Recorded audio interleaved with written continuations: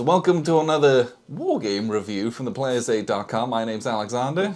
And I'm Grant. You always have to do that, don't you? We're getting into it. So today we're talking about Twilight Struggle, Red Sea, Conflict in the Horn of Africa from GMT Games. One of the shortest names in history. Yeah. One of the shortest games in history. It's true.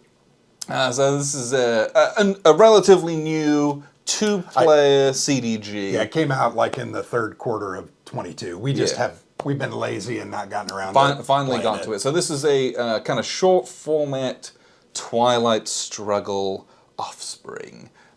This plays in an hour at most. Typically it's going to be less than that. And that would be if you did the optional third turn. Really, this is like a 30 to 40 minute game. Yeah, especially if you've played Twilight Struggle. And it's great. That's good because we love Twilight Struggle. We've played that dozens and dozens of times. But it's a 4-hour game. Yeah, if that goes a whole hog and you haven't played it for a while, 3.5, easily 4 4-hour game. This 40, 45 minutes, and I feel like I've eaten a big steak dinner. Yes. Like, honestly, I do. I did not expect this much depth and this much interest from I'm not going to say a knockoff but it uses the same mechanics. It just in a different part of the world with a little few interesting elements and makes a whole new experience. It really does. Frankly. If you've played Twilight Struggle, you know how to play this game. And Definitely. There's like 4 or 5 different changes and a couple different like additions that you just have to consider. But the core mechanics of the CDG and the way that you place influence and your coup and realignment rolls, there is a mini space race, there's the def contract, there's your mill-ups, all the stuff that you're used to. Mm-hmm. But it's in this really small, really tight arena. And the arena itself, the geography and the layout and what's connected to what and the adjacency, fascinating stuff. Yeah. You play 2 hands of cards only, and there's typically 7 action rounds. So really you're going to play a headline and then 7 cards, a headline and 7 cards. Yep. That's the whole game. And you can throw one of those into the one of your 8 remaining into the space race. Yes. And, you know, all the hallmarks, right? It's, hey, I've got my ops value, but the event triggers for your opponent. Yep. So always the best part, I think, of these CDGs. Everything in there that you expect from Twilight Struggle, but it is in this really tight, really short package. Mm-hmm. And where Twilight Struggle is like this kind of tense, big game over 3 or 4 hours, the tension in this one is, I think, equally as strong for slightly different reasons. Yeah. It's instead of having that huge kind of arc and it's like, here it's so delicate. Yeah. Because there's a lot of ways to kind of auto lose or to auto win this game. Well, and it's also very important. It's also amped up as far as the pace. I know that it's just 2 turns. Yes. But you've got a scoring card generally in that first scoring card in the first cards. hand. And 1 in the second. Potentially. Yes. Because we didn't get it. It just didn't come up. But there's only 2 scoring cards, so there's only 2 opportunities to score. In the game. You've got to make those count, and you've got to prepare for those. Oh, and by the way, you can't give up on either region at any time because you score both at the end. You're going to score both at the end of the game. So I think in our play, I made a little bit of a mistake. I'm like, okay, I'll give up on Africa. Because we'd scored that in the first one. Yeah, and I didn't realize, oh my gosh, we're really going to score that again. Now, ultimately, it didn't hurt me. I still won the game. But you've got to do that delicate walk of, I still got to pay attention here. Yeah, I can't let it go. You can't just abandon this. No. Where I think in Twilight Struggle, if Africa, this scores, you've got I've probably got 3, at 4 least rounds. a turn, probably at least 1 more before I got to worry about that again. Yeah. But yeah, this one it's so tight. I really, really liked it. And just before we turn the camera on, you're like, it's just Twilight Struggle. Yeah. And I cannot stress to you how strong of a statement that is. Twilight Struggle. That's not a bad thing. No. Twilight Struggle is one of the greatest games of all time. And this is that in a small package. 45 minutes. And you lose basically nothing. I actually think you gain a little bit. Because there's some very unique... and let's talk about some of those unique elements. The one that we encountered was famine. Yes. Very interesting concept that comes from an event. You place out famine. When you play that card, you place out famine markers. did it give you a range of areas, or was it just... No, they just had to be adjacent to each had to other. be... So you're, as the player, you're kind of saying, okay, I want to target these areas because they're key. I want to put these famine markers there. And you get a free coup in one of those. Yep. And the and famine they give a gives you a plus +1 because they're upset. Yeah, they're hungry. You change right? the government, and then the Yep. famine marker goes away, but there's still one in this other country where you're like, ooh, if you target that. Yep. I really liked that, and to me that was akin to the... I'm trying to think of the name of the concept in Labyrinth, like that. Where you'll do an attempt, and if you fail by 1 or 2, you put a bonus in there. I'm just drawing a blank on the I can't name. remember what those markers are called, but yes. You know what I'm talking about. But it had that same feeling in a totally different way. But when you put those out, I thought to myself, ooh, those areas are going to be big time trouble for me. So then I kind of counteracted that with doing a coup here and a coup there. Very interesting just how one of those events changed the...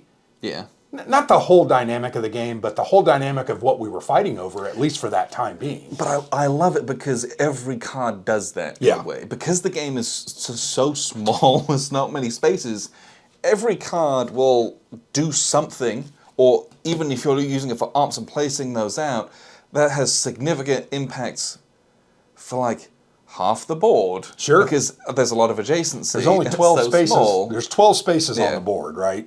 And only... Everything is impactful. Yeah, everything's impacted. There, I was actually surprised and very pleased by the way that the spaces and the connections were, partly because of deserts that are there.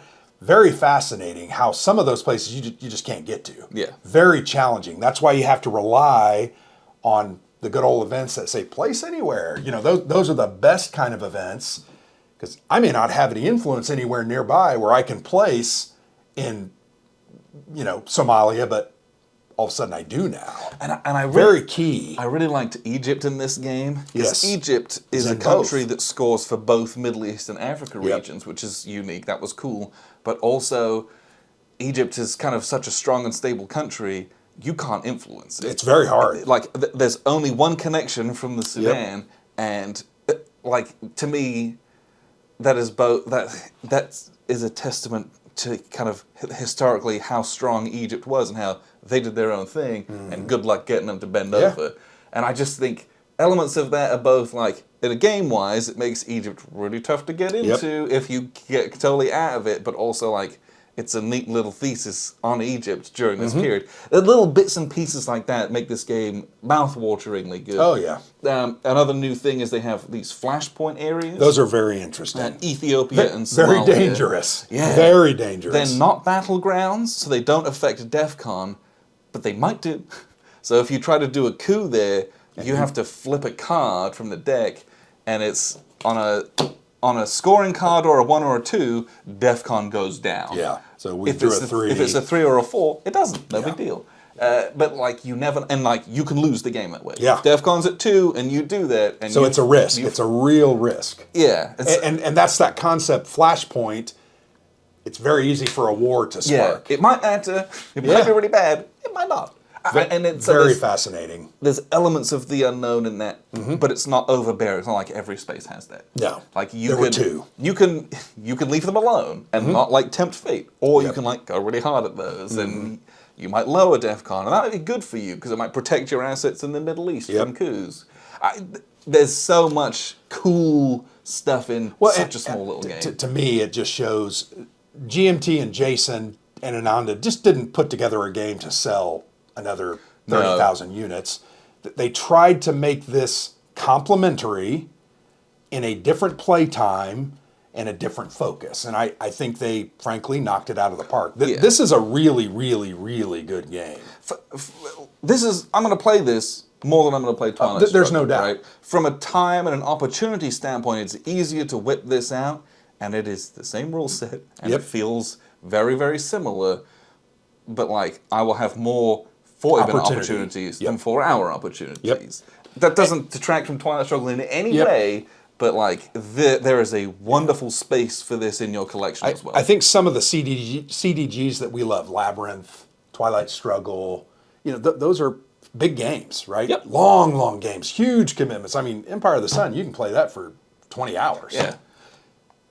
This one, though, just fills that little niche, and there's other ones coming out. Yes. They've already announced a South Asian monsoon Which looks wonderful. a couple of months ago, and it's focused on the Indian subcontinent, Indonesia, Taiwan, I think is kind of on the Yeah, I north. think they got Pakistan, Afghanistan Yep. in it as well, Sri Lanka. So it's really just a little bit removed to the east from this area, but a very important part of the Cold War, a very important part of the concepts of the world order and how the struggle was going. I think they could do Latin America. I believe that there's also in development a Cuban Missile Crisis version Similar of to this. Which people will be like, how does that kind of work? I think that is a Flashpoint game. Is it a Flashpoint and I game? think it's GMT1, the guy. Jason Kahn. Jason. I think that's That one's- his design. I don't okay, think they it's were- been they announced were, yet. Okay, they were talking about that. But it's a more of a Flashpoint series. Okay, So okay. yeah, 45-minute. But those, it feels the same. But I love these little, like Flashpoint South China Sea, this game, South Asian Monsoon. There's just a whole bunch of these things that I can play in 45 minutes and get once again, I made that comment earlier, I feel like I'm eating a steak. Like I feel like I had a steak, not just a little nibble on a cheeseburger. Yeah. Fantastic. It was really wonderful to get the Twilight struggle experience in 40 minutes. And it's not like, oh, it's like a cheap or shallow version of it. It's not. No. And that is a huge credit to the design. Yep. The other thing I want to comment before we go on, maybe you can show the board, but these cards were very, very different focused than Twilight Struggle. I think focus is the key word. Yeah, it's the focus. And that's what I loved about this, and what I'm excited for Asian Monsoon, is how that's going to... is how focused and detailed they are that Twilight Struggle can't be. Because it's at such a broad scale. Yep. Here you get individual people and really specific small regional events. And that's also a pleasure to sit here and experience and no to doubt. learn as well. One of my favorite cards that I played, well, it was this one. Yeah. Mengistu Haile Mariam, right? So this is a Russian event card. I played the Soviets. This allows me to play this event, discard a U.S. card, play that card as if it was my card. And it reverses all the of text. the terminology. So if it says, if blank and blank is USA controlled, gain a VP, I would say if blankety blank is USSR controlled, I gain a VP.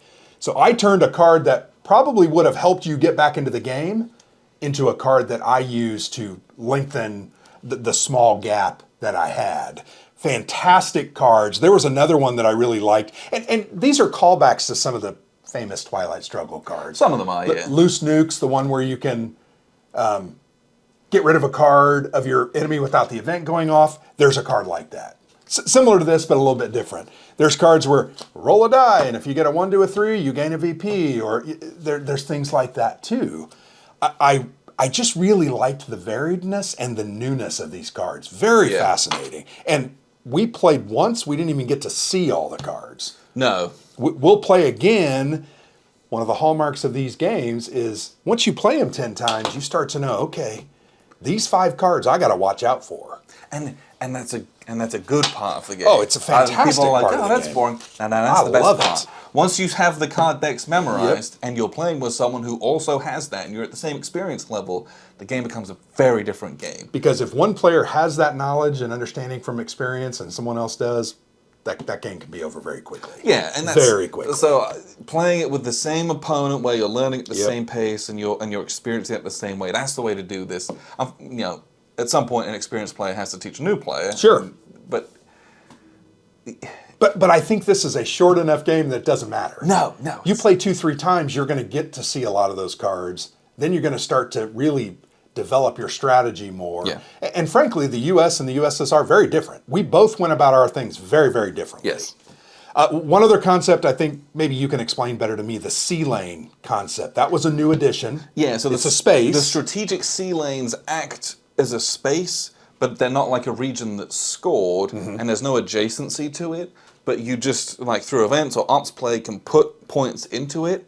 And it can be controlled in the same way, although it's a 4 values. It's very difficult. It's very hard. We never were able to get it controlled. No. We kept fighting over it. But you'll have an influence in there, whoever's got the lead, and that affects or can affect scoring. Yeah. If you have if you have a control of either the Middle East or Africa when those score, and you control by having 4 more influence in the strategic sea lanes, it will double your VP. Yeah, very It's really important. easy to end the game that way, although it's very difficult to actually get to that point.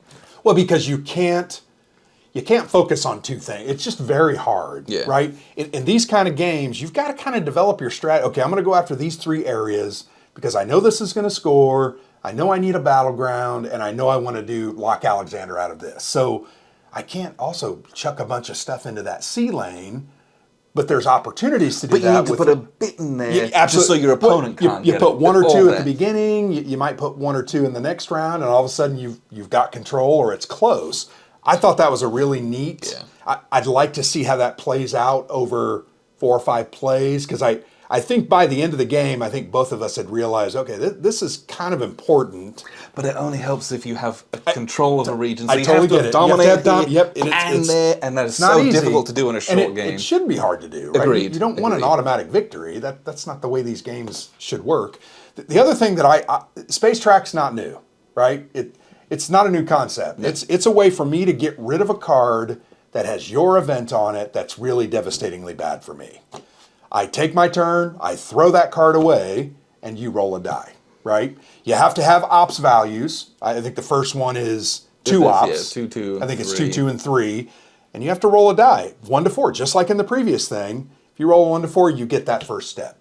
There's no immediate benefit. I think in Twilight Struggle, there's quite a few VP Yes. earnings right up front, but that's because that's a long game. Well, and it's like the second box has VPs. Yes. 2 for the first person, 1 One for the second. We never got there. We kept missing No, our we rolls. both messed our rolls up on that. But there's an ability here. At the end of every headline phase, after I acquire that step, I get to remove an influence from a country of yours.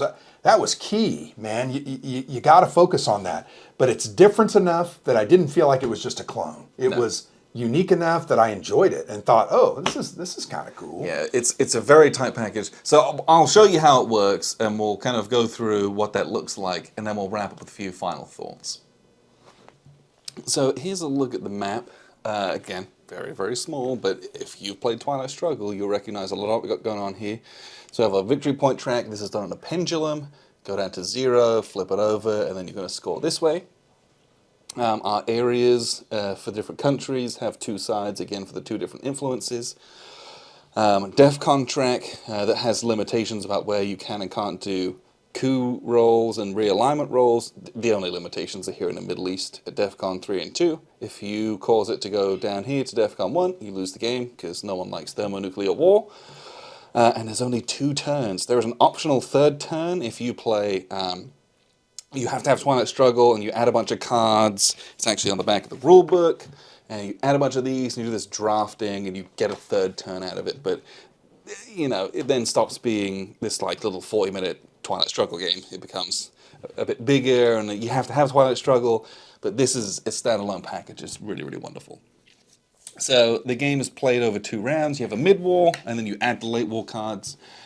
But very much like Twilight Struggle, you're going to have a hand of cards, and you're going to play them. So in this one, we have 3 ops and an event, and the ops are on a white star, which means it is a US-aligned event.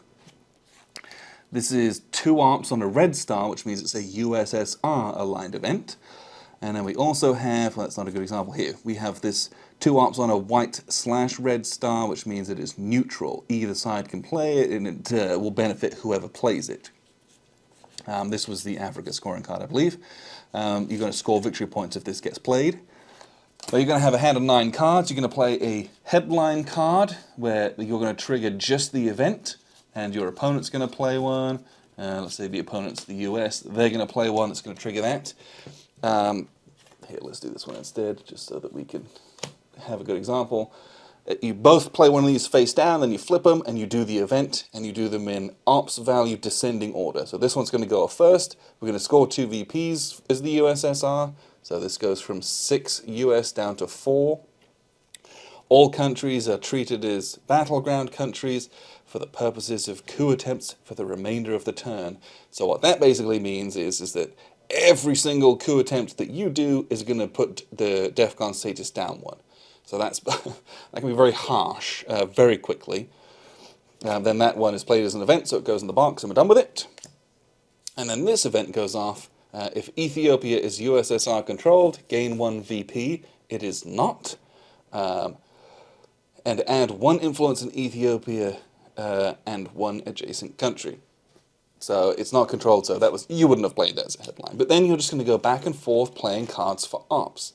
You can play for the event if you wish, so the US player would do exactly what it says there, or you could play for the ops.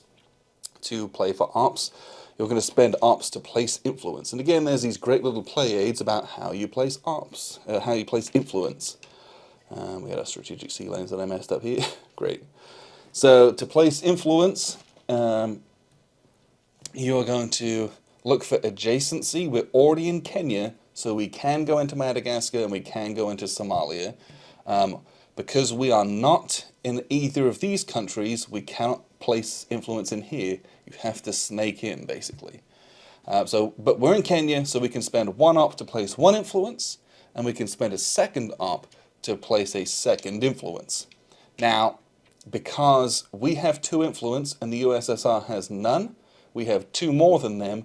You have to have 2 more than them to control it, and when we control it, we flip it over to its shaded side. So we control this, that's great. Why is control important?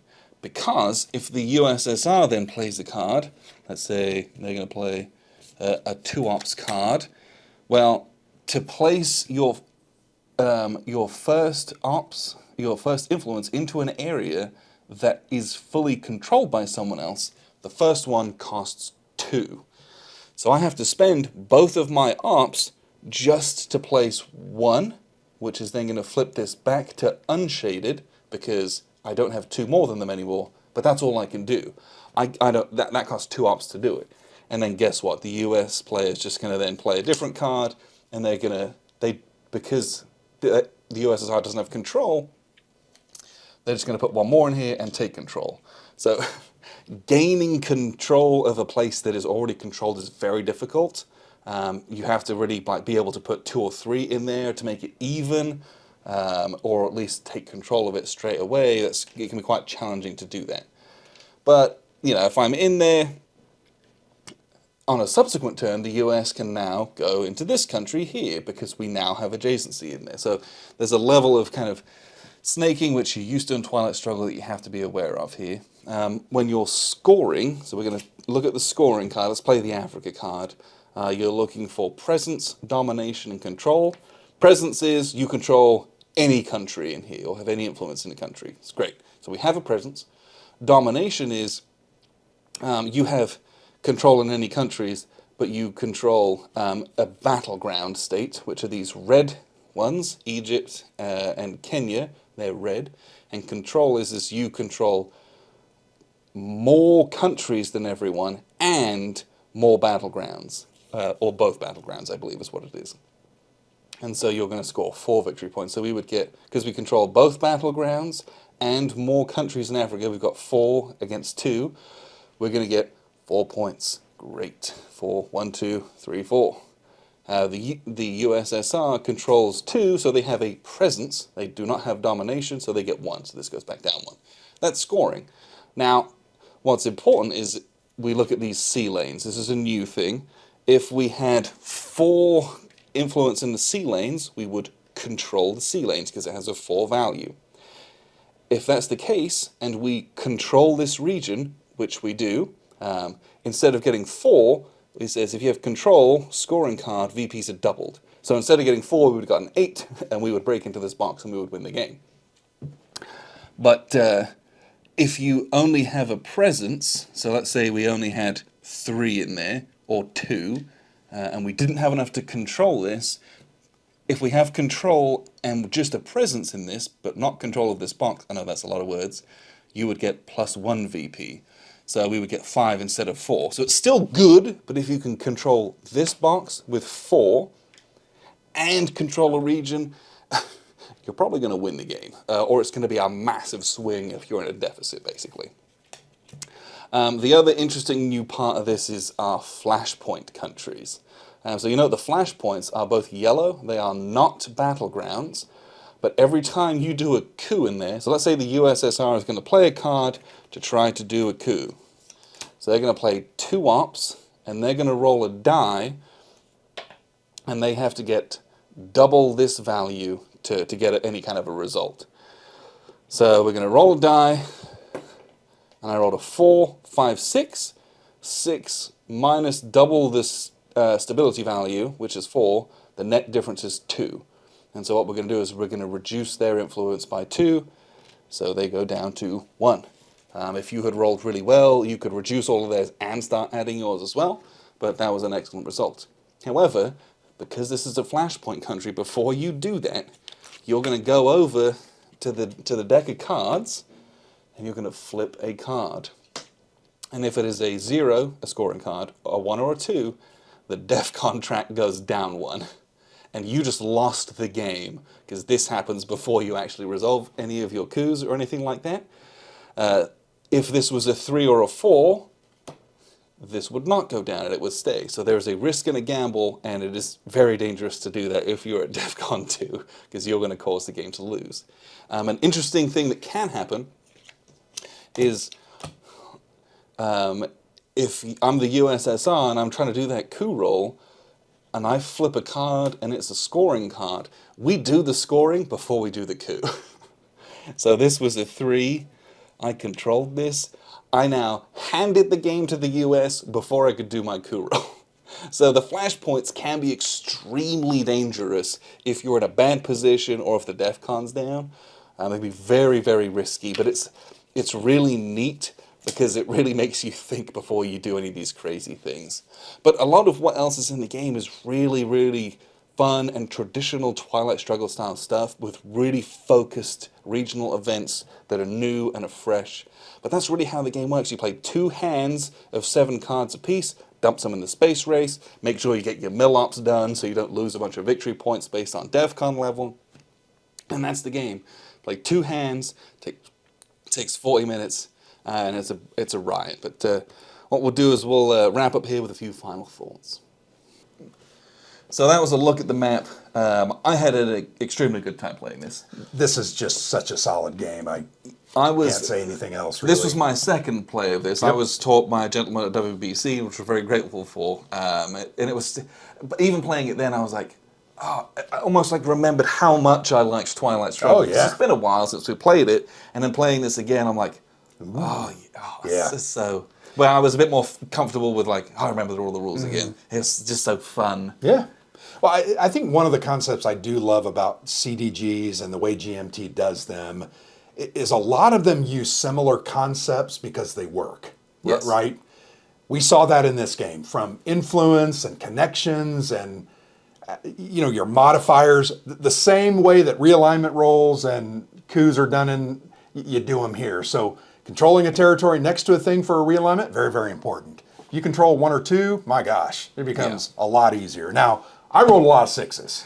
I rolled an unconscionable amount of it was insane. Coups and realignments. I bet I rolled 6 6s over the course of the game. I had like 1s and 2s. Yeah, which it was not good. You were being punished. But I just like that it feels familiar, yet it feels like it's pushing an envelope and trying to take the game and the system in a different direction. Yeah. And frankly, makes me really excited for what's to come next. Agreed. I'm very excited for the next ones. Yeah. I'm excited to play this again. Oh, yeah. And it's easy to get excited about these kind of shorter format ones because it's easier to play.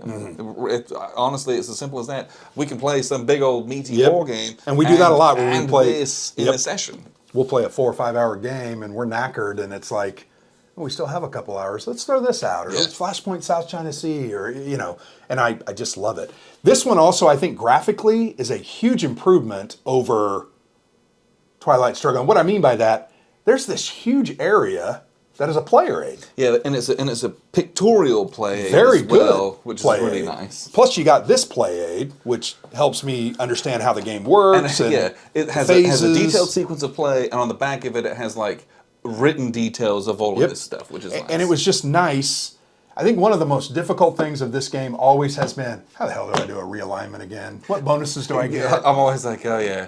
I mix up the coup and the realignment all the time. But here, you look at it, you use the ops, you roll a die, minus the Double double the stability. stability. If you got higher than that, you remove 1 influence or 2 influence or 3. If it's a battleground, degrade the Yep. DEFCON. And it's Done. just Get your mill-ups. realignment right here. Place influence mark. I mean, it's very easy. I just thought this was well put together. Yeah. And being such a small game, there's a lot of information on that board that I think a lot of games could benefit from putting on the board. Just makes it easy, made it easier to play. Especially if you have all of the kind of void space. Oh yeah. Which every game has. This was a perfect graphic design here, literally. Layout and use of what was there and the box. They tried to keep this a 2-inch, very small box. I mean, that's a small box. Is this one of those 2.5-inch boxes? It might be 2.5. Like, it is a little bigger You put than a deck 2. of cards, the 2 dice, and all the counters in here. You don't need to throw out this. Everything fits in it. This is one that you would want to keep the insert. More Yes. often than not, we throw the inserts out because you can't fit everything. This one in. actually keeps everything in and Yep. won't rattle around. But great design on the package, great design on the board, use of all the space. Man, I had a blast with this. And Twilight Struggle is a very tense game. We have never played one of those games where I'm just sitting there, so bored. It's every card, every play, how am I going to do this? How am I going to do this? Had that too, just in a quicker format. Yep. I thought it ratcheted it up because it was even tenser. Because it's only 2 Yeah. turns, everything, there's Yep. there's no waste in this. I know in Twilight Struggle, I got 9 turns. You know, you blow me away in the beginning, I'm going to come back. I guess I'll do an up down here. Yeah. Oh, you can't do that here. No, you got to be focused. There's no throwaway, there's no wastage. Everything you do will have a consequence at some point. This is one of the best follow-up games to a major I think so, too. publication in a long, long time. Also- the only one I really liked better was, I thought 1989 was fantastic. Agreed, that was an excellent But sequel. different game, but There is a full solo bot in here, like made by GMT1. the solo rules, all in here. There's a big solo kind of flowchart played, so that is in there as well if you want to play this on your own. And I would say I played the solo bot in Flashpoint South China Sea very challenging. If you do that bot right, you're not going to win a whole lot. I saw some other people online, and after having played it 4 or 5 times, they were like, oh, this is so easy. And I'm like, you're doing something wrong. You're not following the flow chart. But I look forward to trying this. Yeah. Solo. I think it'll be great. The other final comment is these dice are fantastic. Yeah, right. Big, chunky, got the hammer and sickle and the star. These are fantastic. Agreed. And they came with the game. This is Those not came a with the game. pimped out, but I definitely That's what bought it's extra about. sets of those at WBC Oh. to toss into my Twilight Struggle Oh, and to put yeah. into my other Cold War games. great game. I'd play this anytime. Yep. I cannot wait for South Asian Monsoon.